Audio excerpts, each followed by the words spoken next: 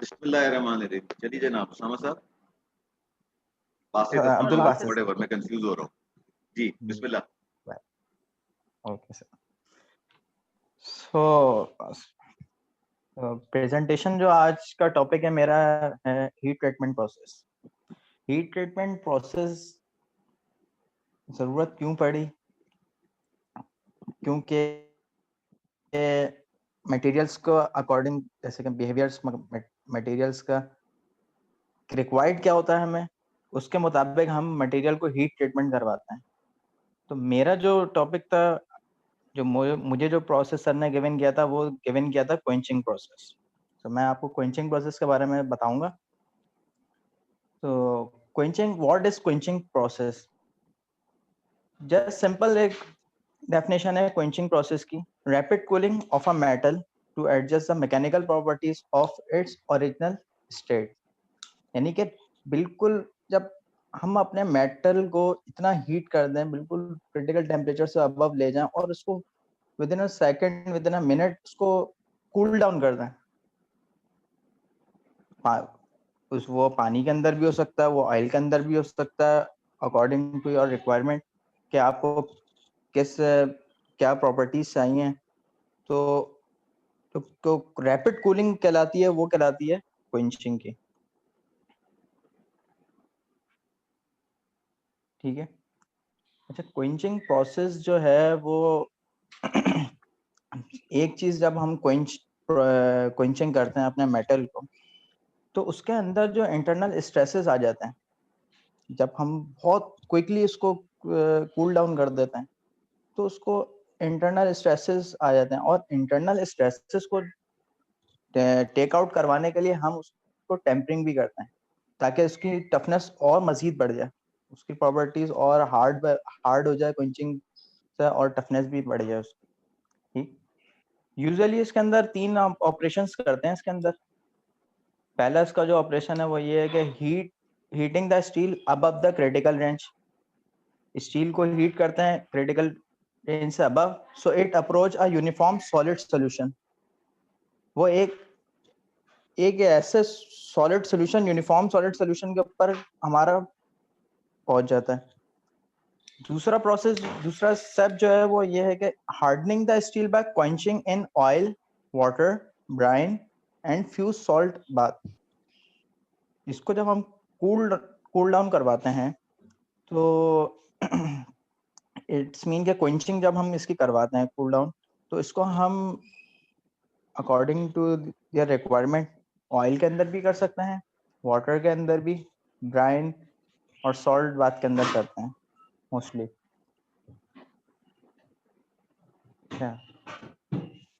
Then उसके बाद क्या करते हैं, तो तीसरा प्रोसेस जो है हमारे पास, वो हम tempering by reheating at a below the critical range.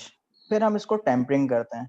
जैसा कि मैंने पीछे बताया था कि जब हम इसको क्वेंच करवाते हैं, तो इसके अंदर एक इंटरनल स्ट्रेसेस स्टक हो जाते हैं उस मटेरियल के अंदर। तो और उसकी मजीद हार्डनेस को और टफनेस को बढ़ाने के लिए हम वापसी इसको क्या करते हैं, रीहीट करवाते हैं to the below the critical range. यानी कि क्रिटिकल रेंज तक नहीं जाते, क्रिटिकल रेंज से बिल्कुल नीचे ही रहेंगे, क्योंकि अगर क्रिटिकल रेंज तक चले जाएंगे तो मॉलिक्यूलर स्ट्रक्चर जो होगा वो अंदर से चेंज होना स्टार्ट हो जाएगा। इसलिए हम क्या करते हैं, जब हमें सिर्फ स्ट्रेसेस रिलीफ करवाने होते हैं, जो स्ट्रेस अंदर आए हुए होते हैं, तो हम बिलो टेम्परेचर रखते हैं, इसका क्रिटिकल टेम्परेचर से बिलो रखते हैं इसको, और एक कॉम्बिनेशन बनाते हैं स्ट्रेंथ और डक्टिलिटी का, कि इसके अंदर से हमारे इंटरनल स्ट्रेसेस निकल जाएं और मटेरियल हमारा मजदीद यानी कि स्ट्रेंथ और टफ हो जाए।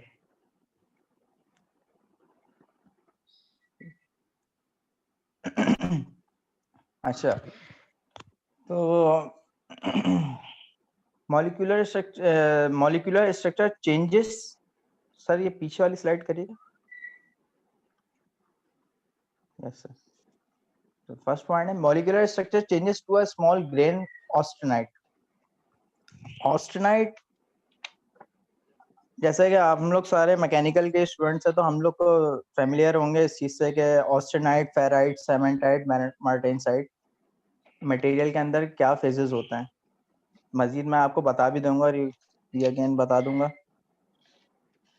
तो मॉलिक्यूलर स्ट्रक्चर चेंज हो जाता है हमारा स्मॉल ग्रेन साइज ऑस्टेनाइट के अंदर क्वेंचिंग प्रोसेस के अंदर, और quenching locks in hard structure. Quenching एक दूसरे से, यानी कि जब हम जो ग्रेन साइज होते हैं वो बिल्कुल लॉक्ड हो जाते हैं एक चीज से, एक दूसरे से, तो हमारा मटेरियल और टफ हो जाता है क्वेंचिंग के अंदर। preheating and temperature to relieve brittleness and make the steel tough। Brittle, जब हम क्वेंचिंग करवाते हैं तो हमारा जो मटेरियल जो होता है ना वो ब्रिटल हो जाता है। ब्रिटल मींस के अगर उसका ब्रिटल चीज ये होती है कि अगर आपका वो ब्रिटल चीज शॉक एब्जॉर्बर नहीं होती, अगर उसके ऊपर शॉक लगा तो वो स्कैटर्ड हो जाएगा, वो टूट जाएगा उसकी, यानी कि ब्रिटलनेस इतनी बढ़ जाती है। तो ब्रिटलनेस को रिलीव करवाने के लिए हम रीहीटिंग करवाते हैं इसको। ठीक, अब आगे जो डायग्राम जैसे है कि एक डायग्राम मैंने इसके अंदर ऐड करी है, तो इसके अंदर आप देख रहे होंगे ए, बी और सी, 3 लाइंस आ रही हैं।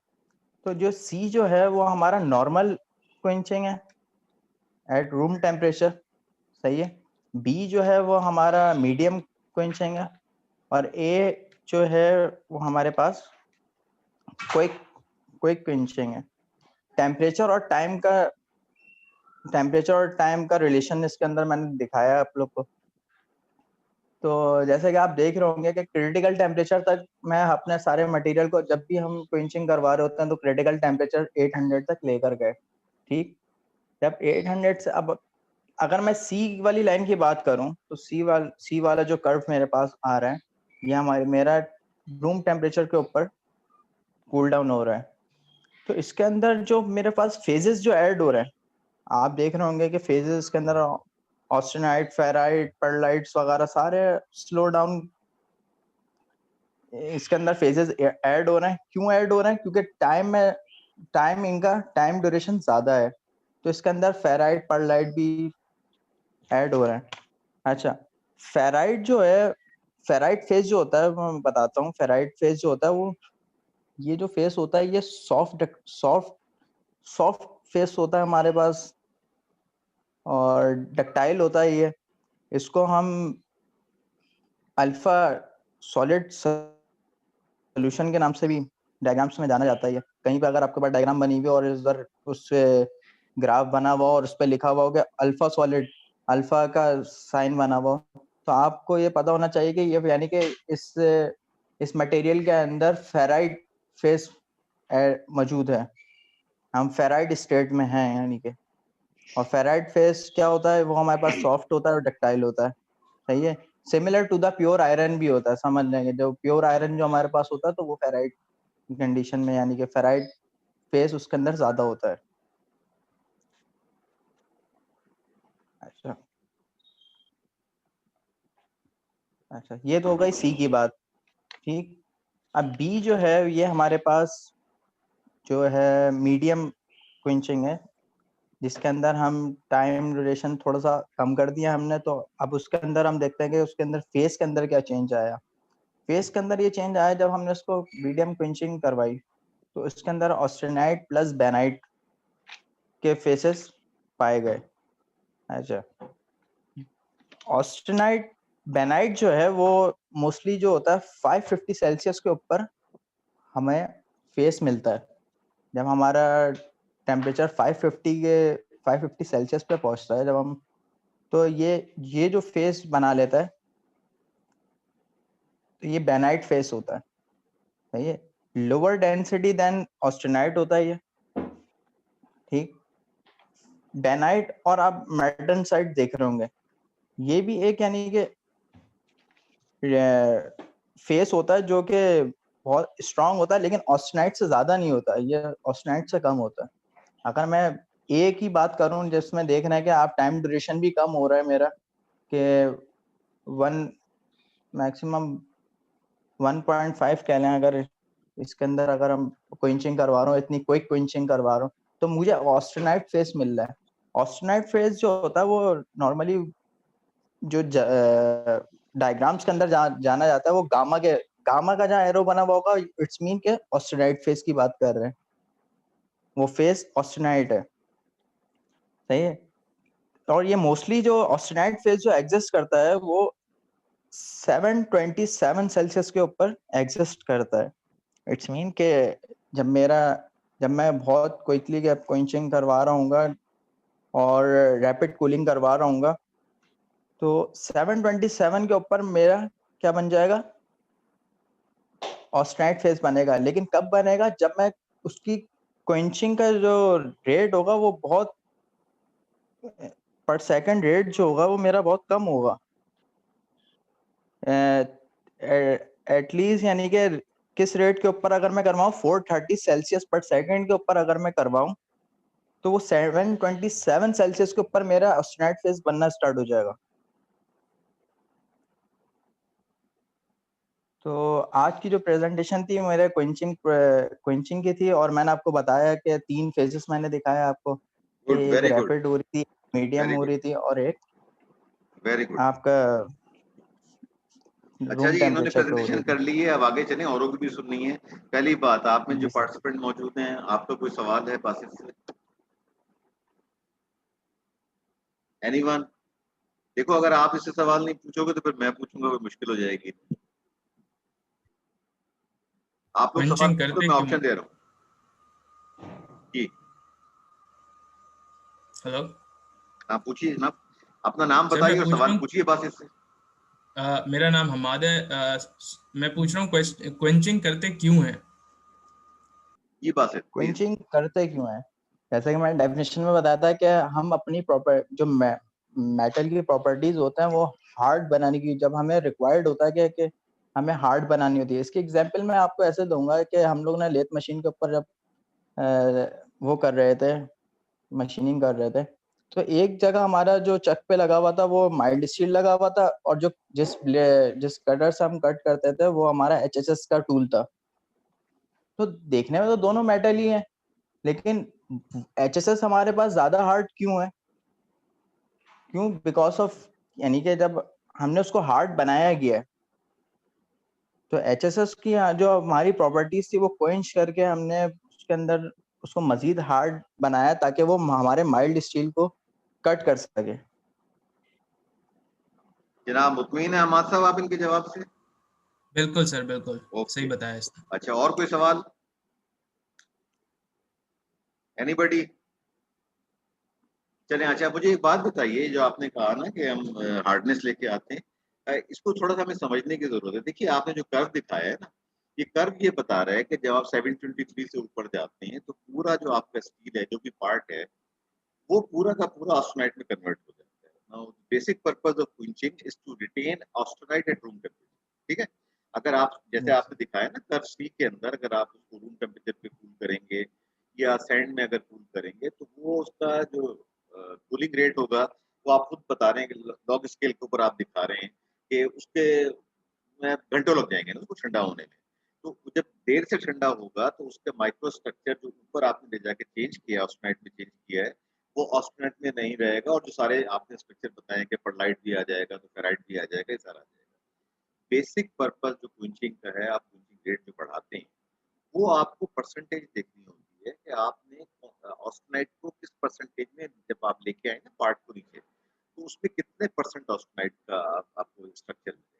तो आप जब आप जो रेट आपने बताया कि 400 डिग्री पर सेकंड या 250 डिग्री पर सेकंड के हिसाब से अगर करेंगे, लेस देन 10 सेकंड के अंदर अगर आप उसको ठंडा कर लेंगे पार्ट को, तो आपको 3 चीजें मिलेंगी। आपको ऑस्टेनाइट मिलेगा, ऑस्टेनाइट का थोड़ा बहुत मैग्नेसाइट मिल जाएगा, ठीक है, और साथ-साथ आपको ऑस्टेनाइट प्लस बेनाइट की परसेंटेज थोड़ी मिलेगी। लेकिन मेजर स्ट्रक्चर जो आपको मिलेगा वो ऑस्टेनाइट में मिलेगा। मीडियम क्विंचिंग जो आप ऑयल में करते हैं या ब्राइन में करते हैं, ब्राइन जो है बेसिकली सोडियम क्लोराइड का सॉल्यूशन होता है। सोडियम क्लोराइड को पानी में डाल दें अगर आप, तो आपने देखा कुल्फी वाला जो बर्फ जमाता है वो भी नमक डालता है ना बर्फ के अंदर, डालता है नहीं डालता है ये? तो ये ज़्यादा देर तक यस ठंडा सर। रखता है। तो इसका अंदर रेट जो आपको मीडियम मिलता है। इस रेट के अंदर जो होगा आपको माइक्रो स्ट्रक्चर अलग मिलेगा, और फिर उसके बाद आप स्ट्रेसेस को रिलीव करते हैं इसमें से, जो भी आपका पार्ट है। स्ट्रेसेस रिलीव करने का बेसिक मकसद जो होता है ना, एक तो जैसे आपने बताया कि ब्रिटलनेस कम करना, दूसरी बात ये है कि स्ट्रेसेस का कंसंट्रेट होना ग्रेन की बाउंड्रीज के ऊपर होता है। वो फिर एक इनिशिएशन पॉइंट बन जाता है क्रैकिंग के लिए। अब वो आपका फटीग हो, क्रीप हो, वो पॉइंट से वहां से क्रैक इनिशिएट होता है, और फिर वो बढ़ना शुरू होता है, मेटल फेलियर होता है। तो ये पर्पस है इसका। Excellent, beautifully explain. थोड़ा सा आपके आप जो स्लाइड्स को ना आप, मैं आपको ये देखें, ये कोई क्रिटिसिज्म नहीं है, आप परफेक्ट आपने किया है, ठीक है। प्रेजेंटेशन भी बड़ी अच्छी कंसाइज है, आपने एक्सप्लेन भी अच्छा किया, लेकिन आगे आगे के लिए अपने आपको मैं जो कुछ टिप्स दे रहा हूँ कि आपने कुछ बातों को आपने रिपीट किया, तो आपके जो नोट्स होने चाहिए ना, वो ये होने चाहिए अपने हाथ के अंदर या आपके कंप्यूटर पे अगर स्लाइड चल रही है, नीचे जो आप कमेंट्स दें वो उसी स्लाइड के कमेंट्स होने चाहिए और ग्रेजुअली आप बिल्डअप करें। But you have got 5 out of 5। Okay, well done. Okay sir, thank you sir. अच्छा जी, अब मैं जो है इनका रोक रहा हूँ, स्टॉप शेयर, और मैं दूसरी लगाता हूँ।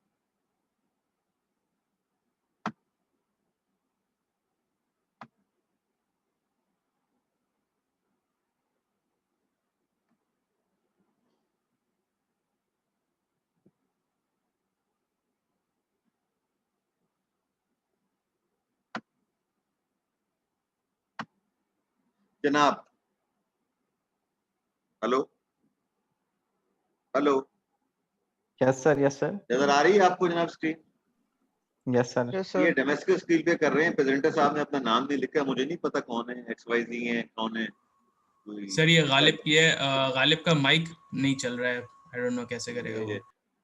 गालिब का माइक पिछली दफा भी नहीं चल रहा था, गालिब का माइक आज भी नहीं चल रहा है, तो अब मैं तो कुछ नहीं कर सकता, मैं इसको बंद कर रहा हूँ फिर प्रेजेंटेशन, राइट।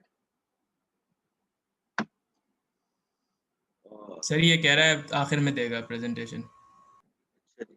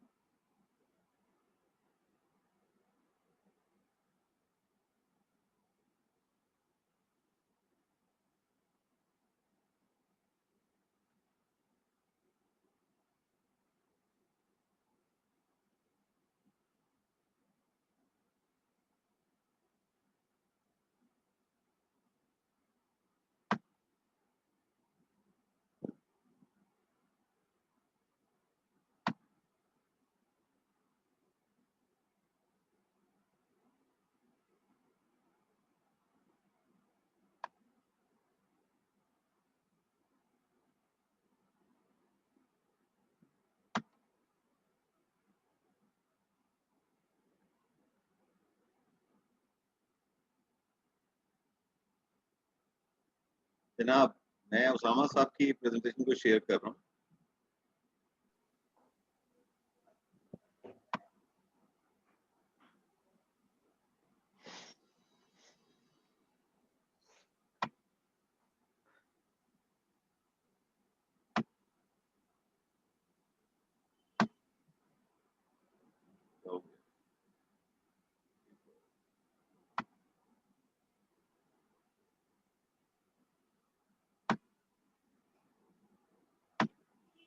जी, उसामा, ये आप ही की है ना प्रेजेंटेशन?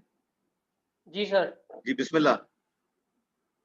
ठीक है सर, बिस्मिल्लाहिर्रहमानिर्रहीम। आज का हमारा जो टॉपिक है, मेरा जो टॉपिक है वो है नॉर्मलाइजिंग। ठीक है। अच्छा, नॉर्मलाइजिंग जो है ये हीट ट्रीटमेंट की एक टाइप है। सबसे पहले हम लोग देख लेते हैं कि हीट ट्रीटमेंट होती क्या है। तो 5 बेसिक्स हीट ट्रीटमेंट प्रोसेसेस होते हैं। केस हार्डनिंग होती है, अनीलिंग होती है, नॉर्मलाइजिंग होती है, टेम्परिंग होती है और कूलिंग वगैरह होती है। ये कुछ टाइप्स हैं बेसिक जो हीट ट्रीटमेंट की। हम हीट ट्रीटमेंट करते क्यों हैं? हम इसलिए करते हैं हीट ट्रीटमेंट कि हम मेटल की किसी भी मेटल की या किसी भी चीज़ की हम जो है प्रॉपर्टीज़ जो है अपनी मर्ज़ी से सेट कर सकें।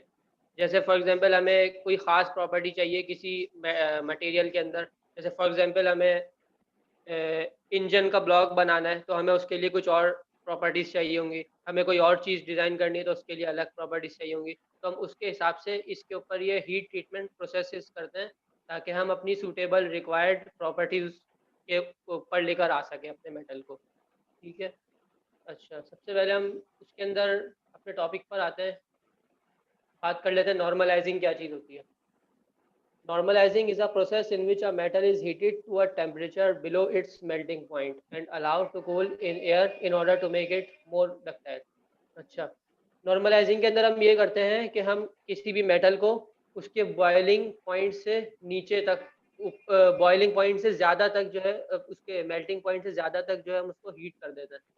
यानी कि मेल्टिंग पॉइंट से ज़्यादा उसको हीट कर देते हैं, बिल्कुल उसको वो कर देते हैं मेल्ट, और उसके बाद उसको एयर के अंदर, रूम टेम्परेचर की एयर के अंदर उसको रख देते हैं ताकि वो gradually Aahista Aahista cool down हो। उससे होता क्या है, उससे उसका माइक्रो स्ट्रक्चर जो है वो चेंज हो जाता है, माइक्रो स्ट्रक्चर चेंज हो जाता है और उसकी हार्डनेस कम होके डक्टिलिटी इंक्रीज हो जाती है, यानी कि वो डक्टाइल हो जाता है। वो हम उसे उसको थोड़ा सा मतलब फिजिकल अपीयरेंस के अंदर उसे चेंज अच्छा, लेकर आ एक मिनट सकते में हैं आपको थोड़ा। रोक रहा हूँ। सामा, आपकी प्रेजेंटेशन के बाद मुझे लॉग आउट होना पड़ेगा। मेरे पास ये 8 मिनट दिखा रहा है, ठीक है? तो आपकी प्रेजेंटेशन खत्म करके आपसे सवाल करके मैं लॉग आउट करूंगा। उसके बाद मैं दोबारा ठीक फिर है, लॉग इन करूंगा, तो उस वक्त तक अगर उनका माइक सही हो गया गालिब का तो हम वो कर लेंगे, otherwise I will start my IOM। Okay, तो प्लीज ठीक है कंटिन्यू। सर, ठीक है। तो नॉर्मलाइजिंग के अंदर असल में क्या होता है, it is a process in which a metal is cooled in air after being heated in order to relieve stress. ठीक है, वही बात कि सबसे मेन मकसद तो हमारा स्ट्रेस रिलीफ करना होता है, कि मतलब जैसे कोई भी मेटल है, इनिशियली उसके अंदर कुछ स्ट्रेसेस आ जाते हैं, जाहिर सी बात है उस पर कुछ फोर्सेस लग रही होती हैं या कुछ उसके इंटरनल कुछ स्ट्रेसेस होते हैं, तो उसको ख़त्म करके उसको दोबारा से एक नई प्रॉपर्टीज और एक नई शेप देते हैं हम नॉर्मलाइजिंग के अंदर। ठीक है, उसके बाद हम आते हैं, normalising is a type of heat treatment जो हम बात कर चुके हैं। Heat treatment is commonly used to alter और strengthen material structure through a heating and cooling process. It offers many advantages, including it can change a material physical mechanical properties हम इसमें change करते हैं, and it aids in other manufacturing steps. अच्छा, the shorter cooling time in normal, अच्छा annealing इससे पहले होती है अनीलिंग, और एक होती है अपना नॉर्मलाइजिंग। नॉर्मलाइजिंग भी अनीलिंग का ही टाइप होती है, दोनों में फ़र्क बस ये होता है, अनीलिंग के अंदर जो कूलिंग रेट होता है वो हमारा थोड़ा सा डिफरेंट होता है, और नॉर्मलाइजिंग के अंदर जो रेट होता है हमारा वो थोड़ा सा डिफरेंट होता है। अनीलिंग के अंदर हम ये करते हैं कि उसको फर्नेस के ज़रिए आहिस्ता आहिस्ता बल्कि जल्दी कूल कर देते हैं, और नॉर्मलाइजिंग के अंदर हम जो है उसे रूम टेम्परेचर के ऊपर करते हैं। के बाद हम देखते हैं कि मटेरियल्स सूटेबल फॉर नॉर्मलाइजिंग, कौन कौन से मटेरियल्स जो हैं वो ज़्यादा सूटेबल है। तो ये एल्यूमिनियम है, ब्रास है, कॉपर है, आयरन के तमाम एलॉयज़ हैं, निकल के एलॉयज़ हैं और स्टील के। अच्छा, और इनकी एप्लीकेशंस एरोस्पेस के अंदर यूज़ होती हैं, क्योंकि हम उस एरोस्पेस के अंदर हम हल्का मटेरियल यूज़ करते हैं, तो उसमें एलॉयज़ काम में आते हैं। तो उसको जो है हम डिफरेंटली मतलब हीट ट्रीट करते हैं। एग्रीकल्चर के अंदर, ऑटोमोटिव के अंदर, जैसे मैंने एग्जांपल दी इंजन ब्लॉक वगैरह की, और एनर्जी के अंदर और हैवी इक्विपमेंट, मतलब हर जगह जाहिर सी बात है मेटल यूज़ होता है, तो उसके अंदर हम ये प्रोसेस इस्तेमाल करते हैं।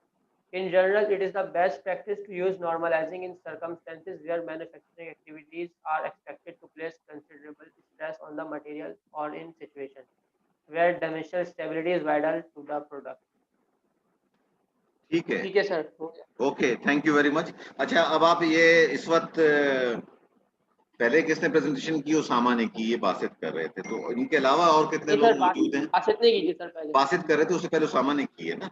अभी आप नहीं उसके सर, अलावा पहले 12 लोग और मौजूद हैं, 12 लोग मौजूद पहले हैं। बासित ने की थी, अभी उसामा कर रहा था। अच्छा, पहले बासित ने की थी, अब उसामा कर रहे हैं। इन दोनों के अलावा आप दोनों खामोश रहेंगे। बासित आप भी नहीं बोलेंगे, ठीक है?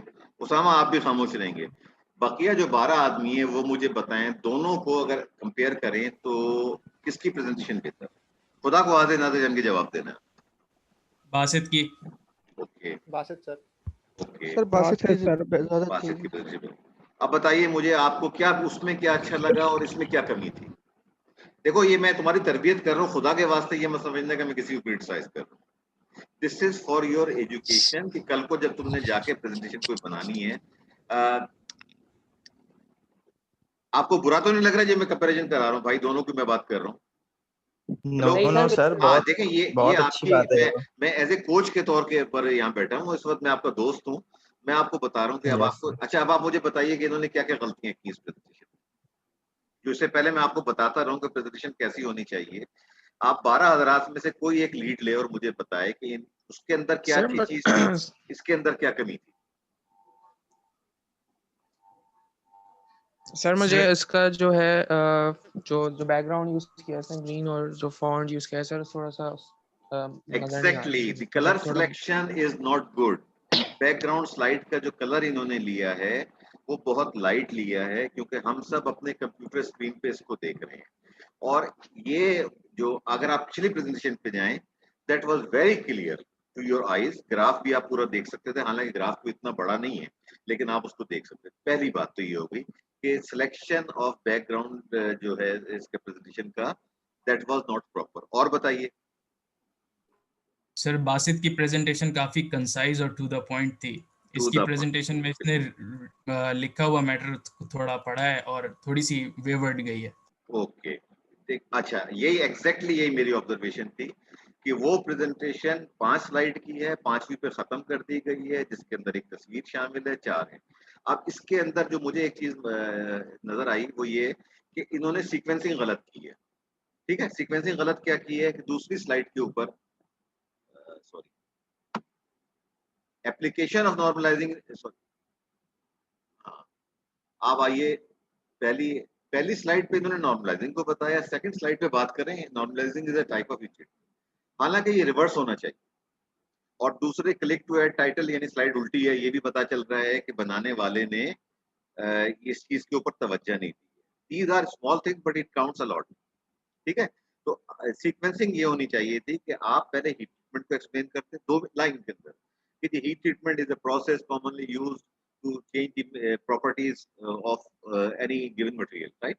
उसके बाद आप बताते कि स्टील के अंदर या किसी भी मेटल के साथ जो 4 तरह के हीट ट्रीटमेंट होते हैं, ये 1 2 3 4, और मैंने नॉर्मलाइजिंग स्लाइड के then you come to your first second slide कि नॉर्मलाइजिंग क्या है। तो इसकी सीक्वेंसिंग भी आउट है। ओके, तो क्या हमने क्या क्या कमी देखी है इसके अंदर? नंबर 1, बैकग्राउंड के साइड जो पावर पॉइंट का कलर चूज किया गया वो गलत है, इट इज नॉट और दूसरी बात ये कि इस तरह की प्रेजेंटेशन, फॉर्मल प्रेजेंटेशन के अंदर कभी भी एब्रिविएशन यूज नहीं की जाती। जैसे कि इन्होंने पहली स्लाइड पे लिखा इंट्रो, दिस इज, आप दोस्तों में ये लफ्ज इस्तेमाल कर सकते हैं, फॉर्मल प्रेजेंटेशन में आप इंट्रोडक्शन का लफ्ज इस्तेमाल करेंगे, एब्रिविएशन का भी इस्तेमाल। ठीक है, दो दो चीज ये आप बाकी जो लोग हैं उनके लिए ये तरह ये नोट कर लें, जो बातें होती हैं नोट करने की। बैकग्राउंड गलत, सीक्वेंसिंग जो है प्रॉपर नहीं है। नंबर 3, रिटन मटेरियल ज्यादा है, जो मैंने आपको पहली बात बताई थी कि जो चीज स्लाइड पे मैं पढ़ सकता हूँ या आपका साथी पढ़ सकता है, अगर आप उसी को पढ़ रहे हैं ना, तो then you have failed, right. आपके पास कुछ एक्स्ट्रा मटेरियल होना चाहिए बताने के लिए। तो इसीलिए मैं बार बार एम्फसाइज करता हूँ कि आप मिनिमम वर्ड अल्फाज में डिफाइन करें कि आपका प्रॉब्लम क्या है, जो भी आपका टारगेट है, और उसकी एक्सप्लेनेशन, इसमें पावर पॉइंट में एक ऑप्शन होता है नीचे नोट्स का, वो सिर्फ आप ही देख सकते हैं, मैं नहीं देख सकता। उन नोट्स को देख के आप उसके पॉइंट्स को एक्सप्लेन करें। ओके, और देखिए ये जो टाइटल स्लाइड नंबर 3 के ऊपर क्लिक टू ऐड टाइटल जो है वो उल्टा है और वो स्लाइड में से नजर आ रही है। उसके बाद इन्होंने ये 2 स्लाइड अच्छी बनाई है कि कहाँ कहाँ किन किन मटेरियल्स पे ये हो सकता है, it is not limited to, और इसका इंडस्ट्री की एप्लीकेशन इन्होंने बता दी। तो हमने क्या सबक सीखा आज? मैं समराइज कर रहा हूँ क्योंकि मेरे पास टाइम सिर्फ 2 मिनट के रह गए। उसके बाद मैं लॉग आउट करूंगा और फिर दोबारा लॉग इन करूंगा। Number 1, selection of background is very very important, right. Number 2, selection of font size is very important. Number 3, your thought process should be very concise. Whatever you put on slide, you do not repeat it. Never ever repeat what an audience can read. You have to have some extra material. जब आप बोलें तो आपने अगर वो read किया तो आपने ऑडियंस को कुछ नहीं दिया, अपने टारगेट ऑडियंस को आपने लूज कर दिया। ओके, ये आज हमने 2 सबक सीखे हैं ना, 3 सबक। ऑलराइट, मैं अभी लॉग आउट कर रहा हूँ और इसके बाद मैं नंबरिंग कर दूंगा। मैं बता देता हूँ नंबरिंग, मैं छुपाता नहीं हूँ। इस प्रेजेंटेशन पहली वाली पे तो मैंने परफेक्ट स्कोर दिया 5 का, ठीक है। और इसके ऊपर जो है मैक्सिमम मैक्सिमम अगर मैं बहुत ही रियायत करूँ ना इनके साथ, तो I can not go beyond 3.5, that is the maximum I can give. तो इस चीज को जरा ध्यान में रखिएगा, आइंदा जो लोग प्रेजेंटेशन बनाएं जिनको कहा जाए वो इन बातों को रखें। तो आई एम स्टॉपिंग रिकॉर्डिंग और उसके बाद जो है मैं